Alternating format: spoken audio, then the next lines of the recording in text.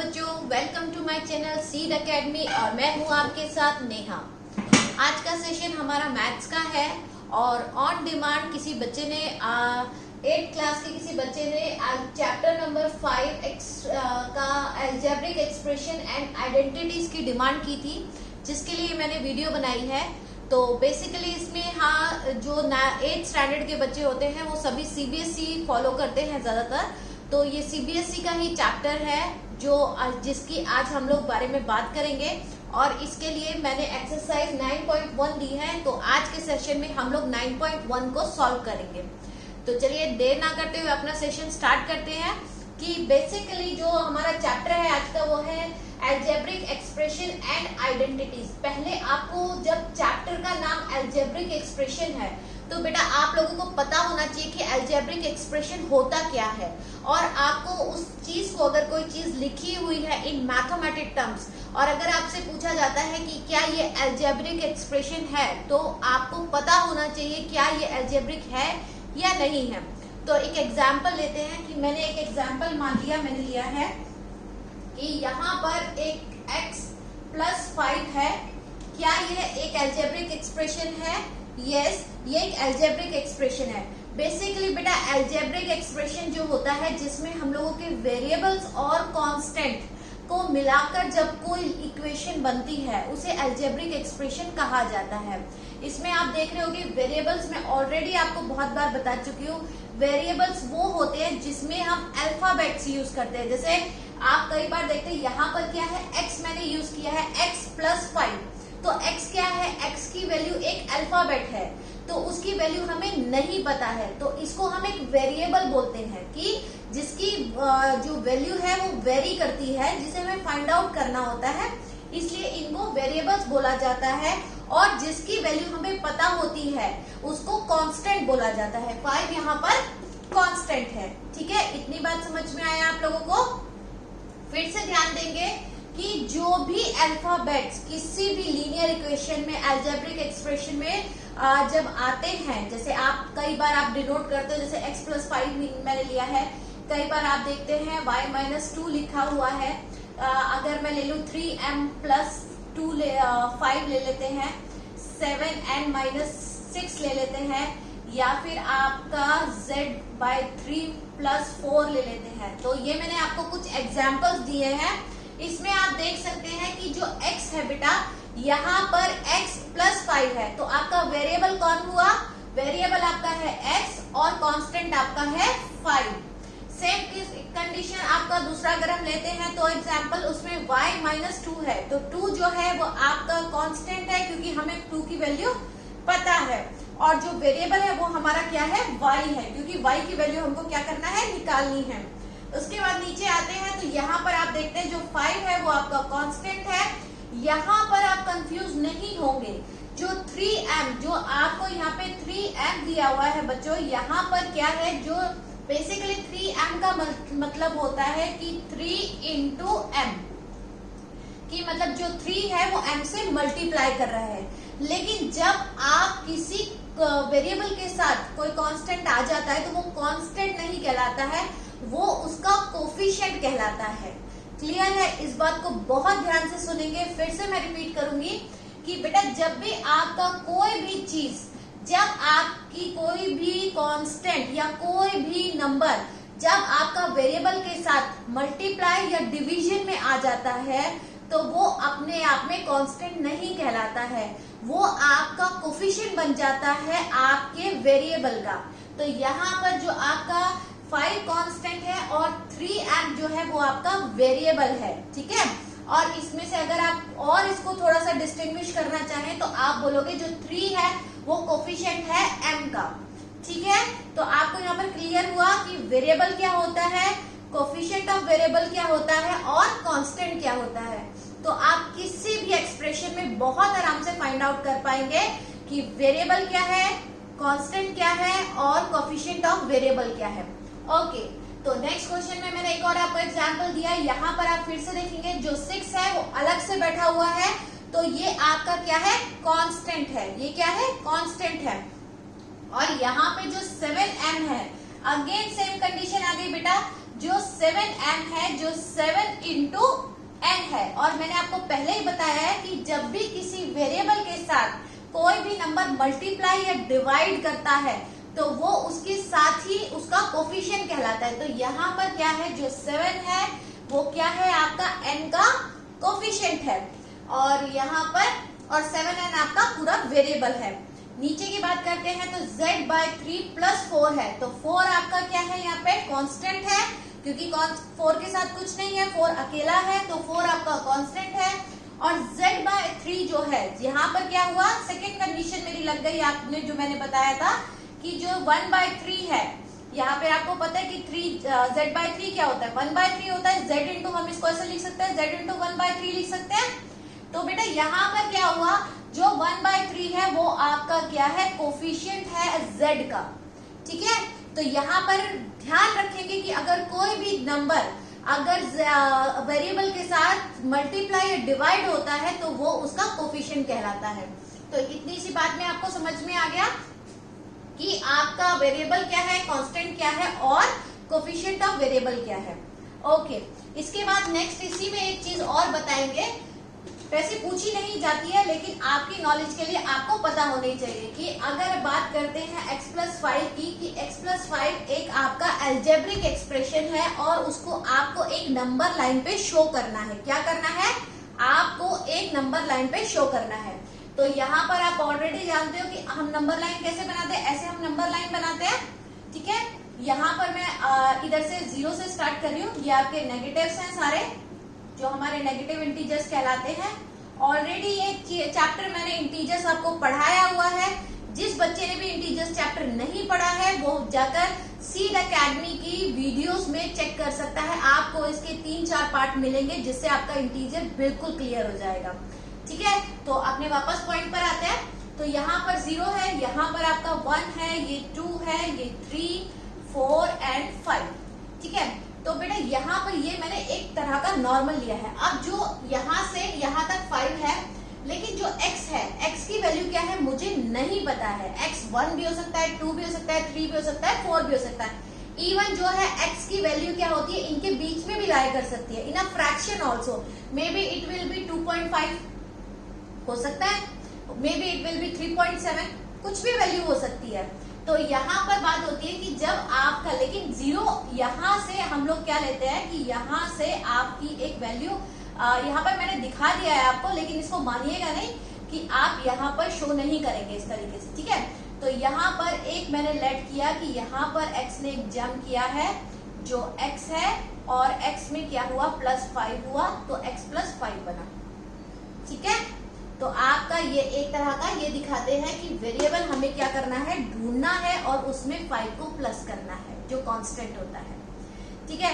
इसके बाद हम लोग आते हैं अपने नेक्स्ट पॉइंट पे। इसके बाद नेक्स्ट पॉइंट जो आता है वो आपका आता है किसी भी अलजेब्रिक एक्सप्रेशन को फाइंड आउट करना कि वो कौन से फॉर्म में लिखी गई है, क्या वो मोनोमियल है, क्या वो बाइनोमियल है या ट्राइनोमियल है, ठीक है। और ट्राइनोमियल मोस्टली आपके जो इसमें है सीबीएसई में वो ट्राइनोमियल्स तक ही है, तो आपको ट्राइनोमियल्स के बाद पॉलिनोमियल ही आता है, तो आपको ये चीजें सीखनी है, ठीक है। तो मोनोमियल की बात करते हैं, पहले हम बात करते हैं मोनोमियल की कि भाई मोनोमियल होता क्या है, ठीक है। पहला आपका लिखा मैंने मोनोमियल, ठीक है। बाइनोमियल,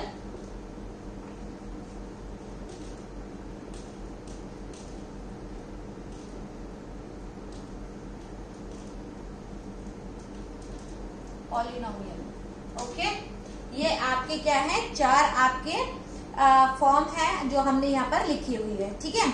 यहाँ पर क्या होता है बेटा, ये आपको ऑलरेडी जो आप जब इनको प्रोनाउंस करते हैं तो उसी से आपको ये अपने बारे में बता देते हैं कि मोनोमियल, मोनो मीन्स एक, मतलब एक टर्म से मिलकर जो अलजेब्रिक एक्सप्रेशन बनता है, जो उसे क्या बोलते हैं, मोनोमियल टर्म बोला जाता है। Binomial, binomial means 2, bye means 2, तो मतलब जो दो बाइनोमियल, दो टर्म से मिलकर जो अलजेब्रिक एक्सप्रेशन बनता है उसको बाइनोमियल टर्म्स कहा जाता है। ऐसे ट्राई क्या है, 3 है, और 3 से ज्यादा जो आते हैं उनको पॉलिनोमियल्स कहा जाता है। ठीक है, तो यहाँ पर अब हम इसे चेक कैसे करेंगे? तो ऑलरेडी मैंने आपको बताया कि यहाँ पर जो अलजेब्रिक एक्सप्रेशन होता है वो कॉम्बिनेशन होता है वेरिएबल्स और कांस्टेंट का। ठीक है, तो जब वेरिएबल्स और कांस्टेंट का कॉम्बिनेशन होता है, और इसको डिस्टिंग्विश कैसे कर सकते हैं कि मतलब दूसरा शुरू हो गया, इसके लिए हम एक दो एग्जाम्पल मैं आपको सेट करती हूँ कि आप ये मानिए कि यहाँ पर आपका है, पहला मैंने दिया है आपको 7x है।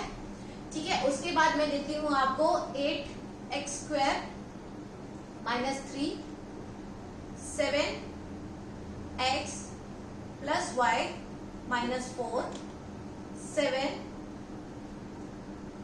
7y minus 10, 16x plus 18y minus 9, 6x। तो यहाँ पर कुछ एग्जाम्पल हमने सेट किए हैं आप लोगों के लिए। तो पहला एग्जाम्पल देखेंगे, यहाँ पर क्या है 7x, तो 7 क्या है x के साथ मल्टीप्लाई हो रहा है, और मैंने आपको ऑलरेडी बताया था कि जब कोई भी चीज वेरिएबल के साथ मल्टीप्लाई या डिवाइड होती है तो वो कांस्टेंट अलग से नहीं कहलाती है, वो उसी का कोफिशिएंट कहलाती है। ठीक है, तो बेटा यहाँ पर जो हुआ ये क्या कहलाएगी, ये एक ही टर्म कहलाएगी। 7x क्या है, मिलकर एक बनाए, क्योंकि x तो एक वेरिएबल है और 7 क्या है, उसका कोफिशिएंट ऑफ वेरिएबल है, तो वो दोनों क्या है, एक ही है। ठीक है, तो वो एक ही टर्म है, ना कि आप उनको दो टर्म में काउंट करेंगे। और जब वो एक ही टर्म है तो इसको बोलते हैं मोनोमियल। तो मतलब जो पहली हमारी जो टर्म आई है उसको बोलते हैं मोनोमियल। ये हमारी टर्म कौन सी बन गई, मोनोमियल टर्म बन गई। ओके, सेकेंड क्वेश्चन देखेंगे बेटा। सेकेंड क्वेश्चन में क्या है, 8x स्क्वायर माइनस 3 है। यहाँ पर आप देखेंगे 8x स्क्वायर माइनस 3, x क्या है, आपका वेरिएबल है, और जो 8 है वो उसका कोफिशिएंट है। ठीक है, तो यहाँ पर ये मिलकर एक टर्म बनाएंगे, और उसके बाद जो 3 है वो आपका कांस्टेंट है, और उन दोनों को कौन अलग कर रहा है, एक बीच में साइन आ रहा है माइनस का जो उन लोगों को अलग कर रहा है। तो यहाँ पर ये जो दोनों टर्म है वो कौन सी टर्म में जाएंगी, जब दो टर्म है तो कौन सी टर्म बनेगी, that is called binomial term में आ जाएगी। ठीक है, क्लियर है, ये क्या बना आपका बाइनोमियल, बाइनोमियल अलजेब्रिक एक्सप्रेशन। बेटा बेसिकली जब आपका एक चीज का ध्यान रखिए, जब कोई भी टर्म में जितनी बार प्लस माइनस आ जाते हैं, एक तरह का जो प्लस और माइनस है वो एक तरह की वॉल का काम करता है इसमें, उनको अलग अलग करने के लिए। ठीक है, तो जैसे ही आप समझ जाइए कि जब दो चीजें लिखी हुई हैं, दो नंबर्स लिखे हुए हैं या वेरिएबल लिखे हुए हैं, उनके बीच में अगर प्लस या माइनस आ जाता है तो वो उनको सेपरेट कर देता है, अलग कर देता है। ठीक है, तो आपको मुश्किल नहीं होगी पहचानने के लिए कि वो मोनोमियल है, बाइनोमियल है, या ट्राइनोमियल या पॉलिनोमियल टर्म है। ठीक है, तो यहाँ पर हम लोग चेक करते हैं, यहाँ पर 7x क्या हुआ, पहली टर्म हो गई, प्लस आ गया तो क्या हुआ, अलग हो गई। ठीक है, y आपकी दूसरी टर्म हो गई, ये भी एक वेरिएबल है, और 4 आपकी तीसरी टर्म हो गई। तो आपका कौन सा बना, ये ट्राइनोमियल, कौन सा फॉर्म बनी है, ट्राइनोमियल फॉर्म बन गई। Okay, this is trinomial algebraic expression. उसके बाद बात करते हैं 7y माइनस 10। 7y क्या है आपका, 7 आपका कोफिशिएंट ऑफ वेरिएबल है, और 10 आपका कांस्टेंट है, और उनको कौन अलग कर रहा है, माइनस अलग कर रहा है। तो ये आपकी वन टर्म और ये आपकी सेकेंड टर्म, तो ये कौन सी टर्म हो गई, आपकी बाइनोमियल टर्म हो गई। ठीक है, उसके बाद बात करते हैं 1, 2 और 3 की। तो यहाँ पे आप ऑलरेडी देख रहे हैं कि जब प्लस आता है तो अलग कर दिया, यहाँ पर माइनस ने भी इनको अलग कर दिया, तो 1, 2 एंड 3। तो ये कौन सी टर्म बन गई, आपकी ट्राइनोमियल टर्म बन गई। कौन सी टर्म बन गई है, ट्राइनोमियल टर्म बन गई है। Okay, and 6/x। तो 6/x क्या है, यहाँ पर आप ध्यान देंगे कि मैंने आपको पहले भी बताया था बेटा कि जो यहाँ पर 6/x है, यहाँ पर कोई भी प्लस माइनस नहीं आया है, और जो 6 है वो 1/x का क्या है, कोफिशिएंट है। यहाँ पर इसको हम कैसे लिख सकते हैं, 6 into 1/x लिख सकते हैं इसको। तो ये जो 6 है वो क्या है, कोफिशिएंट ऑफ 1/x है। तो इसको आप दो टर्म नहीं बोलेंगे, इसको अभी भी क्या बोला जाएगा, एक ही टर्म बोला जाएगा। सिर्फ पार्टीशन कब होता है, जब प्लस और माइनस यूज किया जाता है। तो यहाँ पर तो आप डिवाइड यूज कर रहे हैं, तो यहाँ पर क्या होगा, आपका टर्म अलग नहीं होगी। तो इसको क्या, कौन सी टर्म बोलेंगे, इसको बोलेंगे मोनोमियल टर्म। कौन सी टर्म बोलेंगे, मोनोमियल टर्म। होपफुली आपको समझ में आया होगा। इससे अगर ज्यादा होती है कोई भी, अगर आप एग्जांपल ले लीजिए, मैं यहाँ पे लिख देती हूँ 4x² + 7y - 4z + 18। तो यहाँ आप देख रहे हैं कि यहाँ पे 3 से ज्यादा टर्म हो गई है। यहाँ पे 1, 2, 3 और 4। तो ये आपकी किस में पहुंच गई है, पॉलिनोमियल में पहुंच गई है। ठीक है, तो होपफुली आपको ये क्लियर होगा कि भाई आपका क्या है, आपका कौन मोनोमियल है, कौन बाइनोमियल है, कौन ट्राइनोमियल है और कौन पॉलिनोमियल है। सबसे पहले एक्सप्रेशंस में ये पता होना बहुत जरूरी होता है। तो होपफुली आपको ये बात समझ में आई होगी। तो इसके बाद अपना नेक्स्ट पॉइंट चलते हैं। इसके बाद जो नेक्स्ट पॉइंट इस एक्सरसाइज के बारे में बताया गया है बेटा, उसे बोलते हैं लाइक और अनलाइक एक्सप्रेशन। उसको बोलते हैं लाइक और अनलाइक एक्सप्रेशन। क्योंकि आपको ये चीज जो होती है, आप जब कोई भी एक्सप्रेशंस को ऐड करते हैं, दो एक्सप्रेशन को जब आप ऐड करते हैं या सबट्रैक्ट करते हैं, तो उसमें आपको ये पता होना बहुत जरूरी होता है कि ये लाइक फ्रैक्शन है या अनलाइक फ्रैक्शन है। क्योंकि हमेशा जब एडिशन और सब्ट्रैक्शन किया जाता है, तो जो दोनों लाइक फ्रैक्शन होते हैं उन्हीं में एडिशन किया जा सकता है। अदरवाइज अनलाइक जो आपके एक्सप्रेशंस होते हैं उनको ऐड नहीं किया जा सकता। इसके लिए फॉर एग्जांपल मैं आपको सेट करती हूँ कि एक एग्जांपल हम यहाँ पे ले लेते हैं कि अगर मैं यहाँ पे लिखती हूँ 7x - 15 एंड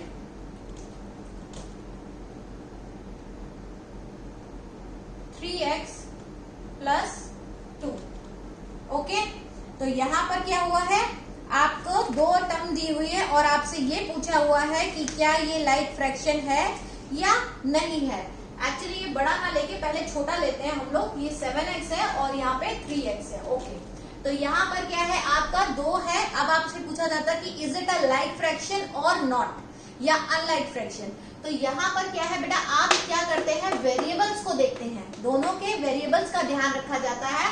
यहाँ पर क्या है, वेरिएबल x है और यहाँ पर वेरिएबल क्या है, x है। तो दोनों के वेरिएबल सेम है। जब आपके दोनों के वेरिएबल बिल्कुल सेम होते हैं तो आप उसको बोलते हैं कि ये लाइक फ्रैक्शन है। तो आपने ऑलरेडी देखा कि जो x है यहाँ पर भी x है, तो ये क्या हुए, लाइक फ्रैक्शन है। ये क्या है, लाइक फ्रैक्शन है। ठीक है, इज इट क्लियर। सिर्फ आपको कोफिशिएंट ऑफ वेरिएबल नहीं देखना है, इसको नहीं कंपेयर करना है, आपको कंपेयर करना है सिर्फ वेरिएबल को कि वेरिएबल क्या है, उसी से आपको कंपेयर करना है। एक और एग्जांपल सेट करते हैं कि अगर मैं यहाँ पर मानती हूँ कि यहाँ पे बार बार बोलेंगे कि मैम 7 ही लिख देती है, कि अगर मैं लिखती हूँ कि 10x² है और यहाँ पर अगर बात कर दी जाए कि यहाँ पर 5x² है, तो यहाँ पर आप फिर से देखोगे बच्चों कि जो वेरिएबल है वो यहाँ पर x² है और ये वेरिएबल क्या है, x² है। यहाँ पर आप ध्यान रखेंगे कि अगर पावर आ जाती है, किसी भी वेरिएबल की पावर है, तो सेम आपकी पावर उसकी भी सेम होनी चाहिए। तो x² और x², तो दोनों की सेम है। यहाँ पर वेरिएबल क्या है, बिल्कुल सेम है। तो ये भी क्या करेगा, लाइक फ्रैक्शन में ही जाएगा। इसको भी क्या, सॉरी, लाइक एक्सप्रेशन में ही जाएगा। इसको क्या बोलेंगे, is it a like expression. इसके बाद बात करते हैं, अगर मैं यहाँ पर लिख देती हूँ कि 3xy है और यहाँ पर आपका 7x है, तो ये क्या लाइक फ्रैक्शन है या नहीं है। तो इसको हम देखेंगे कि यहाँ पर आपका जो वेरिएबल है वो क्या है, xy है और यहाँ पे जो वेरिएबल है वो x है। तो यहाँ पर आप ध्यान देंगे कि दोनों जो वेरिएबल है वो सेम नहीं है।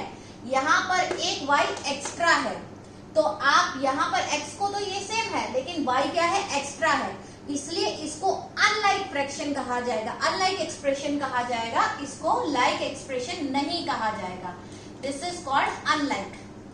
ओके, तो मेरे बात को आप ध्यान से समझेंगे कि जब आपके जो वेरिएबल है वो बिल्कुल क्या होने चाहिए, सेम होने चाहिए। क्या होने चाहिए, बिल्कुल सेम होने चाहिए।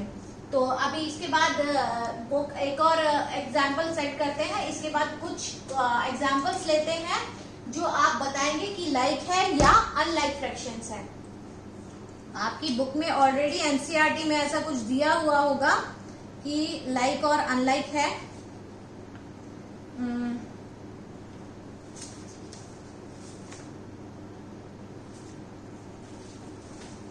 ओके, यहाँ पर आपको कुछ एग्जाम्पल्स उन्होंने सेट किए हुए हैं। जैसे वो लोग ये बोलते हैं कि 7x है एंड -13x, ये आपका पहला, 5x² एंड -9x²। बाकी मैं ही सेट कर देती हूँ, ठीक है।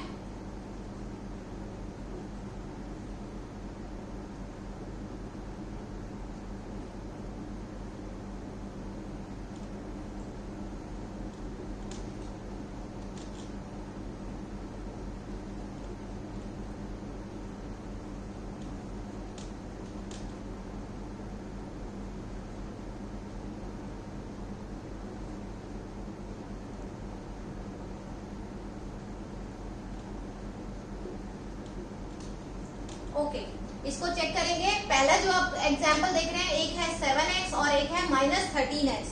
तो ये क्या है, लाइक फ्रैक्शन है या अनलाइक फ्रैक्शन है, सॉरी लाइक एक्सप्रेशन है या अनलाइक एक्सप्रेशन है। तो आप ऑलरेडी देख रहे हैं कि यहाँ पर वेरिएबल क्या है, बिल्कुल सेम आ रहे हैं। तो ये किस में जाएगा, लाइक फ्रैक्शन में जाएगा। किस में जाएगा, लाइक एक्सप्रेशन में जाएगा।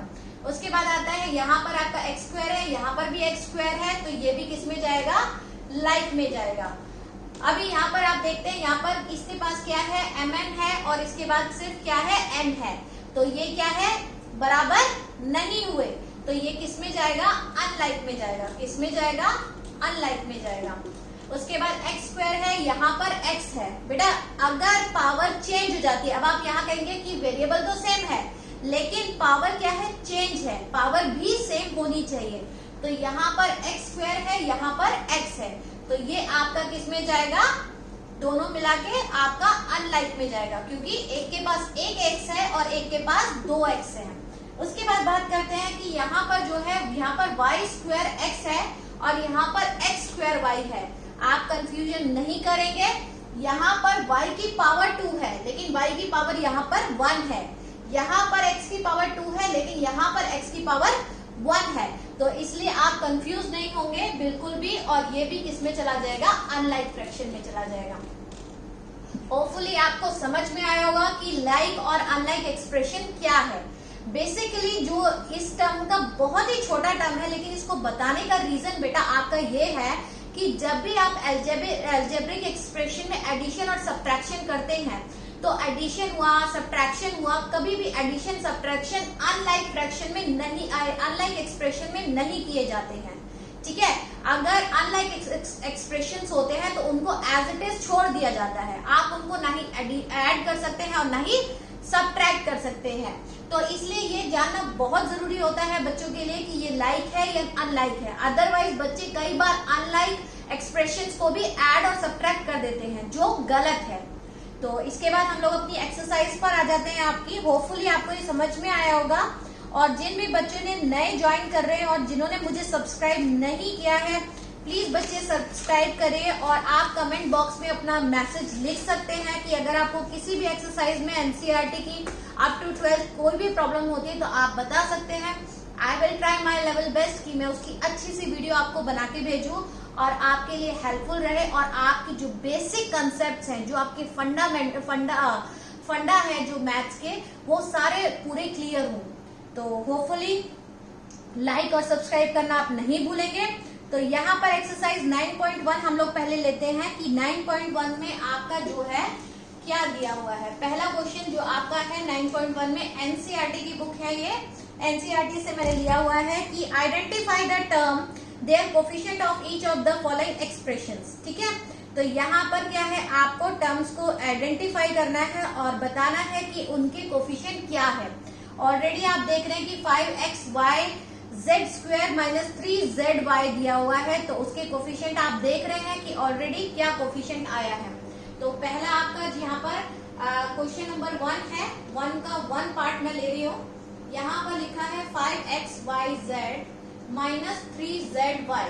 तो यहाँ पर क्या है, आप ऑलरेडी बच्चों देख रहे हैं कि मैंने आपको पहले ही बताया था कि जब कोई भी नंबर किसी भी वेरिएबल से मल्टीप्लाई होता है तो वो उसका कोफिशिएंट कहलाता है। तो यहाँ पर आप देख रहे हैं कि इस टर्म में जो कोफिशिएंट है वो आपका 5 है और इस टर्म में जो कोफिशिएंट है वो आपका 3 है। तो यहाँ पर आप बता सकते हैं कि आपके कोफिशिएंट कौन कौन से निकले हैं, 5 और 3 निकले हैं। इसके बाद बाकी आपने ऑलरेडी देखा हुआ है कि अलग अलग निकला है। सेकंड आप देखते हैं कि जो सेकंड क्वेश्चन है इसका वो आपने 1 प्लस एक्स स्क्वायर है। तो यहाँ पर आप ऑलरेडी देख रहे हैं कोफिशिएंट कभी भी कांस्टेंट का नहीं होता है, ठीक है। इस बात को याद रखेंगे कि कांस्टेंट टर्म का कोई कोफिशिएंट नहीं होता है। तो यहाँ पर आप देख रहे हैं कि जो x है उसका कोफिशिएंट क्या है, आपका 1 है, क्योंकि 1 इंटू एक्स होता है। जहां पर कुछ नहीं होगा वहां पर आप 1 लेंगे। और यहाँ पर भी आप देखेंगे जो एक्स स्क्वायर का जो कोफिशिएंट है वो भी क्या है, 1 है। होपफुली आप ये सारे क्वेश्चन कर पाएंगे, इसके सारे पार्ट्स, इसमें आपको कोई डिफिकल्टी नहीं आएगी, ठीक है। उसके बाद हम चलते हैं क्वेश्चन नंबर 2 पर। इसका क्वेश्चन नंबर 2 भी हम लोग ऑलरेडी कर चुके हैं बेटा। जो क्वेश्चन नंबर 2 है वो आपका फाइंड आउट करना है बाइनोमियल टर्म है, मोनोमियल है, ट्राइनोमियल है या पॉलिनोमियल है। तो इसका 2 क्वेश्चन मैं देख रही हूँ। 2 क्वेश्चन में आप ऑलरेडी हर टर्म के बारे में बता सकते हैं कि कौन कौन सी टर्म है। पहला आपकी टर्म इसने दी हुई है xy दी हुई है। उसके बाद उन्होंने 1000 दिया हुआ है। उसके बाद आपको दिया है x plus x square plus x cube plus x4 दिया हुआ है। देन उसके बाद आपको मिला हुआ है 7 प्लस y प्लस 5x और उसके बाद आपको दिया है 2y minus 3y square 2y minus 3y square plus आगे भी और है ये नहीं, यहाँ पर ये क्वेश्चन यहाँ पर छोड़ा हुआ है। इसके बाद एक और नीचे है तो उसको एक्सटेंड किया हुआ है, y स्क्वायर है माइनस प्लस 4y क्यूब है। ये कुछ एग्जांपल्स मैंने इसमें से ले लिए हैं जो आपको बताते हैं। ऑलरेडी आप देख रहे हैं कि ये कौन सी टर्म मिलेगी, 1 और 2 बाइनोमियल है, ठीक है। कौन सी टर्म है, बाइनोमियल टर्म है, ठीक है। ये आपकी मोनो है, ठीक है। उसके बाद 1 2 3 और 4 पॉलो है, पॉली है। उसके बाद 1 2 3 आपकी ट्राइनोमियल है और 1 2 आपकी कौन सी है, बाइनोमियल है। ये भी 1 2 3 आपकी ट्राइनोमियल है। क्लियर है बच्चों? आप लोग अपना अपना इसमें कर सकते हैं, बता सकते हैं ऐसे टर्म। मैं आपको बहुत अच्छे से बता चुकी हूँ कि आपका जब प्लस माइनस आएगा तो वो आपको बता देता है कि यहाँ पे टर्म क्या है, अलग आ रही है। इसके बाद उसके बाद आपका है, अब यहाँ पर थर्ड क्वेश्चन आपका आता है ऐड करना। यहाँ पर आपका थर्ड क्वेश्चन क्या है, ऐड। अगर आप ध्यान से वीडियो पूरी देखते हैं बेटा तो आप सारे क्वेश्चन इजिली कर सकते हैं, आपको कोई प्रॉब्लम नहीं आएगा। यहाँ पर थर्ड क्वेश्चन आपका है वो यहाँ पर आपका बोलता है कि ऐड करना है आपको। यहाँ पर मैं एक एग्जांपल लेती हूँ। यहाँ पर आपका जो दिया हुआ है, यहाँ पर आपका पहला जो दिया है वो दिया है AB माइनस BC, ठीक है। उसके बाद है BC minus CA minus AB। यहाँ पे आप देख रहे हैं यहाँ पर क्या है, 3 टर्म है। कितनी टर्म्स आ रही है, 3 टर्म्स आ रही है, लेकिन तीनों क्या है, बाइनोमियल है। तीनों क्या है, बाइनोमियल है। यहाँ पर आप ध्यान से देखेंगे, यहाँ पर हमारा वो कॉन्सेप्ट आता है लाइक और अनलाइक फ्रैक्शन का, एक्सप्रेशन का, ठीक है। तो लाइक एक्सप्रेशन ही दूसरे लाइक फ्रैक्शन में ऐड किए जाते हैं, अदरवाइज नहीं किए जाते हैं। तो पहली बात एक चीज मैं आपको और बता दूं कि ऑलरेडी जिन बच्चों ने इंटीजर चैप्टर मेरा देखा है उसमें मल्टीप्लिकेशन की एक प्रॉपर्टी आती है बेटा, जिसमें हम लोग क्या बोलते हैं कि जो AB होता है वो सबको पता है कि वो BA के ही बराबर होता है। आपको पता है ना कि आप या तो 2 इंटू 3 लिख दीजिए या 3 इंटू 2 लिख दीजिए, बात तो एक ही है, आंसर तो एक ही आना है ना। तो आप इस चीज को लेके कंफ्यूज नहीं होंगे। तो ठीक है, ये AB और BA दोनों बराबर है, लेकिन only in case of multiplication. यहाँ पर जब तक मल्टीप्लीकेशन कर रहे हैं हम लोग, तो यहाँ पर हम लोग पहले कोशिश करेंगे। यहाँ पर जो पहला हमारा है, यहाँ पर मैं पहली टर्म लिखती हूँ अपनी, सबसे पहले AB और माइनस BC। आप यहाँ पर ध्यान से देखेंगे कि मैं किस टर्म के नीचे कौन सी लिख रही हूँ और आपको भी उसी तरीके से लिखना है। तो यहाँ पे AB माइनस BC है, हमको ऐड करना है। तो यहाँ पे दूसरी टर्म आती है BC माइनस CA। तो अब आप देख रहे हैं जो BC है वो क्या है, ऐड करना है आपको। क्लियर है? यहाँ पर क्या किया आपने, BC को ऐड किया और माइनस सी ए, ठीक है। उसके बाद plus C A minus A B, clear है। तो यहाँ पर आप ऑलरेडी देख रहे हैं जो ए बी है वो आपका एक प्लस में है, ठीक है, ये आपका एक प्लस में है और ये माइनस में है, तो ये इससे क्या करेगा, कैंसिल हो जाएगा। यहाँ पर एक सी ए प्लस में है, एक माइनस में है, तो ये भी आपका क्या हुआ, कैंसिल हो गया। और माइनस बी सी और प्लस बी सी है, तो ये भी आपका क्या हुआ, कैंसिल हो गया। और आंसर आपका क्या आया, 0 आएगा। क्लियर है आपको, आंसर क्या आया, 0 हुआ। लेकिन आप ध्यान से देख रहे हैं कि हमने लाइक फ्रैक्शन को लाइक फ्रैक्शन के साथ ही यूज किया है, ठीक है। तो ऑलवेज ध्यान रखेंगे जब तक लाइक फ्रैक्शन नहीं होंगे तब तक आप कट नहीं करेंगे। तो यहाँ पर आपका ये फर्स्ट क्वेश्चन हो गया। इसके बाद यहाँ पर एक क्वेश्चन और मैं यहाँ पर इसमें से ले लेती हूँ आपको सेट करने के लिए। इसका हम थर्ड पार्ट और एक लेंगे।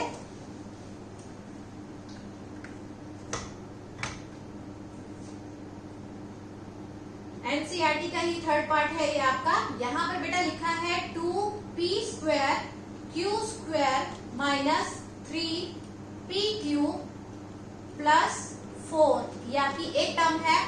और दूसरी टर्म आपको दी हुई है यहाँ पर दूसरी टर्म है 5 plus 7pq minus 3p² and q²।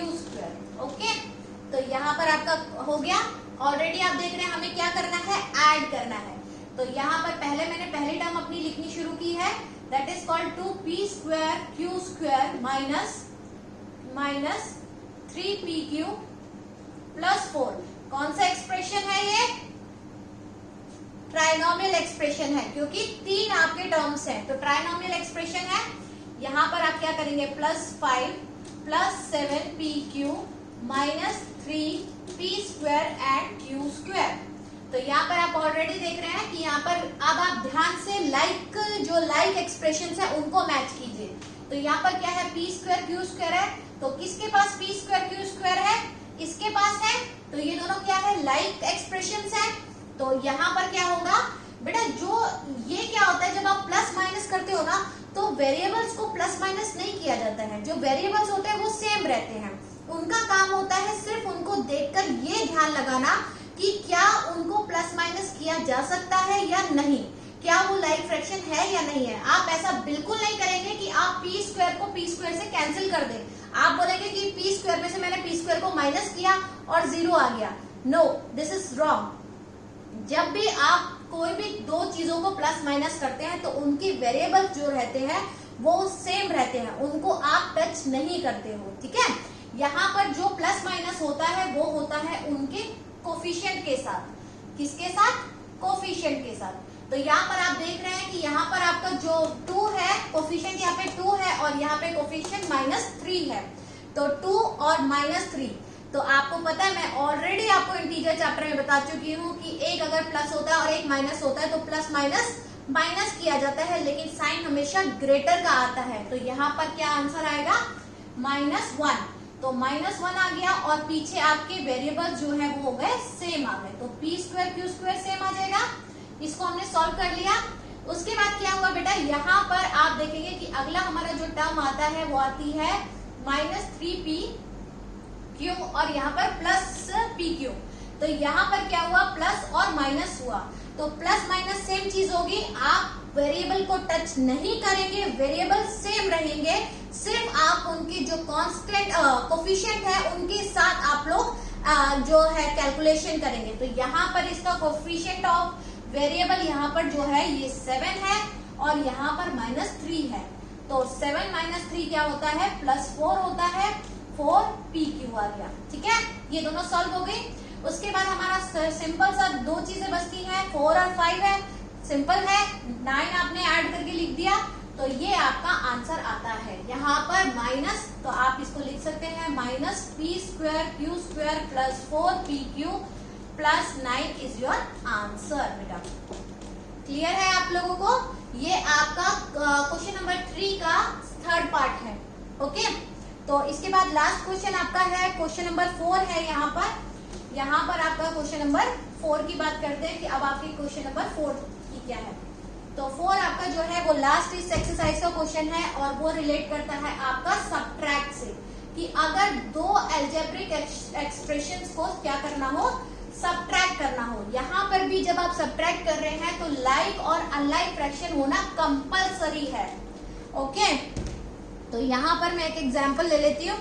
यहाँ पर आपका एक एग्जांपल लिखा हुआ है, ए एग्जांपल है यहाँ पर 4a minus 7ab plus 3b plus 12, ठीक है, from 12a minus 9ab plus 5b minus 3। Okay बेटा, आप ऑलरेडी देख रहे हैं। तो यहाँ पर पहले आप ध्यान से चीजों को समझ लीजिए, क्योंकि क्या होता है जब आप लिखते हो 90 और 13 तो आपको पता होता है कि जो 90 है वो बड़ा है और 13 जो है छोटा है, तो आपको 90 में से 13 माइनस करना होता है। लेकिन जब अलजेब्रिक एक्सप्रेशन आते हैं तो उसमें बहुत सारे वेरिएबल्स आते हैं जिनकी वैल्यू हमें नहीं पता होती है। तो हमें नहीं पता होता है कि कौन सा एक्सप्रेशन बड़ा होगा या कौन सा छोटा होगा। इसलिए उसके लिए सबसे पहले आपको क्वेश्चन को ध्यान से पढ़ना है कि क्वेश्चन में वो क्या बोलता है कि कौन सा बड़ा है। तो यहाँ पे ऑलरेडी उन्होंने बोला है कि दिस फ्रॉम दिस आपको माइनस करना है, इसमें से इसको माइनस करना है। तो मतलब हमारी जो बिगर टर्म है वो हमारी ये वाली है, ठीक है। तो इसके मैं आपको दो पैटर्न बताऊंगी सॉल्व करने की, कि आप इसको कैसे दो तरीके से सॉल्व कर सकते हैं। यहाँ पर क्या हुआ, यहाँ पर आप क्या करेंगे, वो बड़ी टर्म है तो आप सबसे पहले आप अपनी बड़ी टर्म को आगे लिखेंगे, जो भी आपकी बड़ी टर्म है। यहाँ पर आपकी 9b है, यहाँ पर 5b है और माइनस 3 है, ठीक है। उसके बाद आप लोग अगर आपको सिंपल तरीका सीखना है तो मैं आपको बता देती हूँ कि आप क्या करेंगे, इसके नीचे ये वाली टर्म जैसे नॉर्मल हम लोग लिखते हैं, लेकिन आपको लाइक फ्रैक्शन के नीचे लाइक एक्सप्रेशन के नीचे लाइक टर्म ही लिखनी पड़ेगी। तो यहाँ पे 4a पहला है तो 4a इसके नीचे लिखा जाएगा, 7a माइनस 7a यहाँ पर आएगा, प्लस 3b आपका यहाँ आएगा और यहाँ पर आपका 12 लिखा जाएगा, ठीक है बेटा। यहाँ पर आपको क्लियर है। तो इसमें आप क्या कर सकते हो, यहाँ पर आपने अपनी टर्म लिखी। अब अगर आपको माइनस करना है तो आप क्या करते हैं, इन सबके साइन को चेंज कर देते हैं। क्या कर देते हैं, नीचे वाले टर्म के सब साइन को चेंज कर देते हैं। अगर यहाँ पे प्लस चल रहा है तो मैं इसको माइनस कर दूंगी, इसको प्लस कर दूंगी, इसको माइनस कर दूंगी और इसको भी माइनस कर दूंगी। ये एक पैटर्न है, मैं आपको दूसरा भी बताती हूँ, ठीक है। तो यहाँ पर क्या हुआ, अब सबके पास अपनी एक नई टर्म आ गई है। क्या आ गई है, नई मतलब नए साइन मिल गए हैं। तो यहाँ पर क्या हुआ, 12 माइनस 4, अब क्या है, इसको क्या मिला है, माइनस मिला है। तो 12 minus 4 is 8a, 9 plus 7 minus 9 plus 7, तो आपका क्या होगा, माइनस 2ab, 5 माइनस 3b, तो that is called plus 2b, minus 3 minus 12 that is called minus minus plus, लेकिन साइन किसका आता है, माइनस का आता है। तो ये आपका क्या हुआ, आंसर आ गया, ठीक है। इन दैट केस कि आप अगर सब्ट्रैक्शन करना चाहते हैं, ये आपका एक मेथड है। इसका अगर आप चाहें तो इसका एक दूसरा मेथड भी हम लोग निकाल सकते हैं। तो पहले आप इसको चेक कर लेंगे कि यहाँ पर आपको जो सेकेंड टर्म है उसका क्या करने हैं, साइन चेंज कर देने हैं। अब आप ऑलरेडी देख रहे हैं कि हमारा आंसर क्या आया है और दूसरा आंसर भी हमारा सेम आएगा। यही आंसर मैं आपको यहाँ पर लिखकर दे देती हूँ और फिर हम लोग मैच करेंगे कि जो दूसरा मेथड मैंने आपको यूज कराया है क्या उसमें भी सेम आपका आ रहा है या नहीं आ रहा है, ठीक है। यहाँ पर अब मैंने इसको रब कर दिया है। आप क्या करेंगे, आप नॉर्मल शुरू करते हैं वापस। यहाँ पर आपको ये टर्म दी हुई है, that is called 12a minus 9ab। ये टर्म मैंने यहाँ पर इसलिए पहले लिखी है क्योंकि ये टर्म क्या है, बड़ी है। अब इसके बाद बेटा जब भी माइनस आता है तो आप एक चीज को बिल्कुल अच्छे से याद रखेंगे कि आप यहाँ माइनस लगाएंगे, लेकिन जितनी भी टर्म है पॉलिनोमियल टर्म्स है, तो पॉलिनोमियल एक्सप्रेशन है, तो आप उसको पूरे को क्या करेंगे, एक ब्रैकेट में लेंगे, ठीक है। क्योंकि ये जो माइनस है आपको ये पूरे टर्म को माइनस करना है। तो यहाँ पर ब्रैकेट आया 4a minus 7ab plus 3b plus 12। Okay बेटा, ये आपका क्या है, पूरी टर्म माइनस होनी है। इसलिए आप ऐसे नहीं लिखेंगे कि यहाँ पे माइनस लिखा और यहाँ पे आपने ये ब्रैकेट नहीं लगाया। ये बहुत बड़ी गलती है और मोस्ट ऑफ द बच्चे ये गलती करते हैं। लेकिन आपको ये गलती नहीं करनी है। ये टर्म सिर्फ 4a माइनस नहीं कर रहा है, पूरी जो अलजेब्रिक एक्सप्रेशन है पोलिनोमियल का जो आपका फॉर्म में है वो पूरी टर्म को माइनस करना है। तो इसलिए आप क्या करेंगे, ब्रैकेट का यूज करेंगे। अब यहाँ पर क्या होगा बेटा, यहाँ पर आपका आ जाएगा 12a minus 9ab plus 5b minus 3।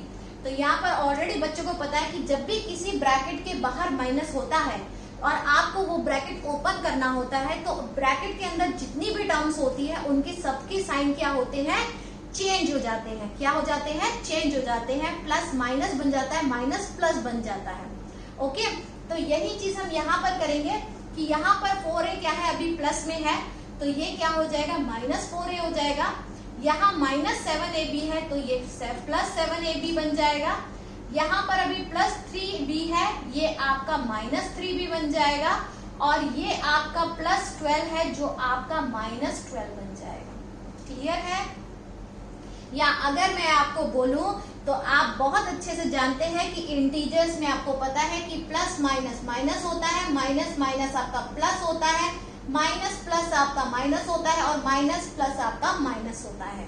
तो आप ऐसे भी याद कर सकते हैं या आप एक सिंपल सा फंडा याद कर सकते हैं कि अगर किसी भी आपका ब्रैकेट के बाहर अगर माइनस है तो बेटा आप लोगों को अंदर की जितनी भी टर्म है, अगर आप ब्रैकेट ओपन करना चाहते हैं तो ये कंडीशन है कि अगर आपको ब्रैकेट ओपन करना है तो उसके अंदर जितनी भी टर्म्स है उसके सबके साइन क्या करने पड़ेंगे, चेंज करने पड़ेंगे।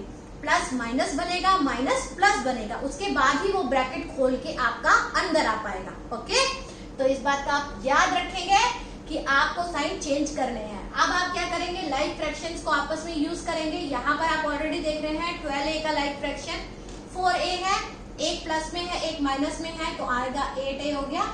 उसके बाद यहाँ पर माइनस 9ab है, ab आप चेक करें किसके पास है, यहाँ पर है तो माइनस और यहाँ पर आपका प्लस तो ये माइनस 2 हो गया, 2ab आ गया। उसके बाद आप देखेंगे कि 5b है और माइनस 3b है तो यहाँ पर ये दोनों आपस में लाइक एक्सप्रेशंस है, प्लस माइनस हो गया तो यहाँ पर आपका प्लस 2b हो गया।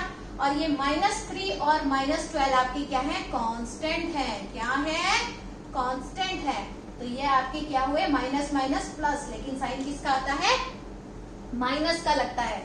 तो होपफुली आप देख रहे हो बेटा कि आपको सेम आंसर मिल गया है जो हमने पहले एक और मेथड से निकाला था। तो आप कोई भी मेथड इसमें से यूज कर सकते हैं निकालने के लिए। दोनों ही मेथड इजी है, लेकिन आपको जो इजी लगता है और जिसमें आपकी अच्छी से पकड़ आती है कि हाँ आई कैन डू इट, कि इसमें मेरे गलती होने के चांस नहीं रहेंगे, तो आप वो फॉलो करिए। और ध्यान से एक एक चीज को देखिए। इम्पॉर्टेंट है कि आप वीडियो को ध्यान से देखें, पूरा देखें और समझें। और पॉज कर करके अगर आपको नहीं समझ में आता है तो बेटा आप पॉज करिए और आप खुद कॉपी पे ट्राई कीजिए।